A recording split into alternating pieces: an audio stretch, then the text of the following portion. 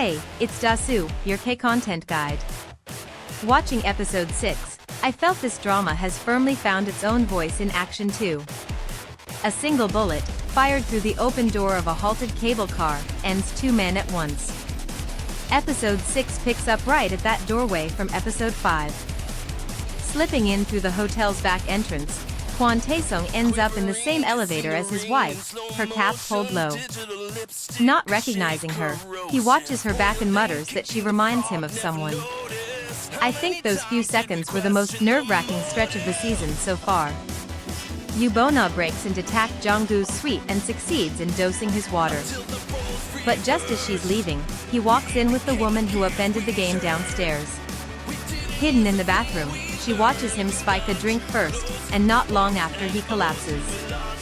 I felt the ordering here, a predator taken down by his own method, was arranged with real satisfaction. Then the chef who arrives with room service drops the act and pulls a knife.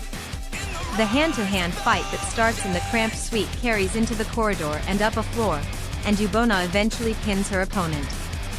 I found in this bare-handed fight, with no rifle involved, that Gong Hyo-jin's choreography is far more ferocious than I expected. Once the fight ends, identities come out.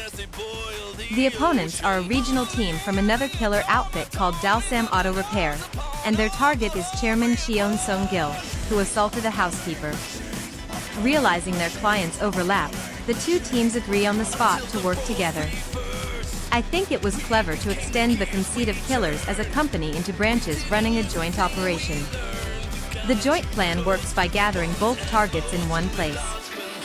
First they let slip to Tak Jong-goo that Cheon Sung-gil badmouthed him, provoking him to throw a drink and create witnesses, then they swap a room key so the two end up in the same suite.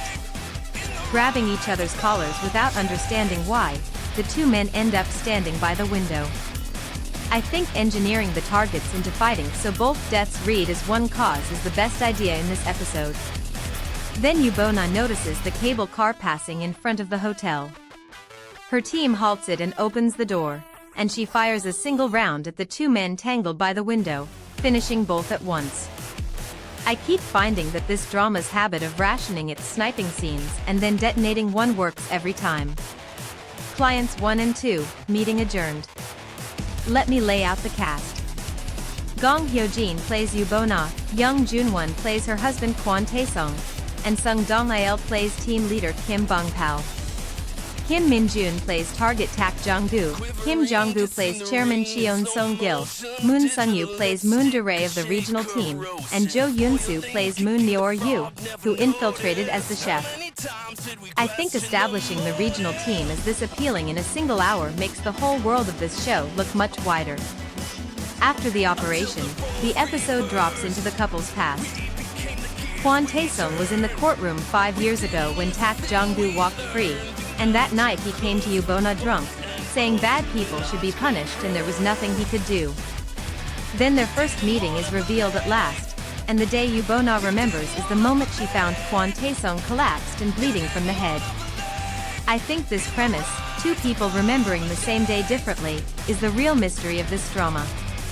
Episode 6 of A Bona Fide Killer broke into double digits 3 weeks in with 10.2% nationwide and a peak of 11.8, another series best.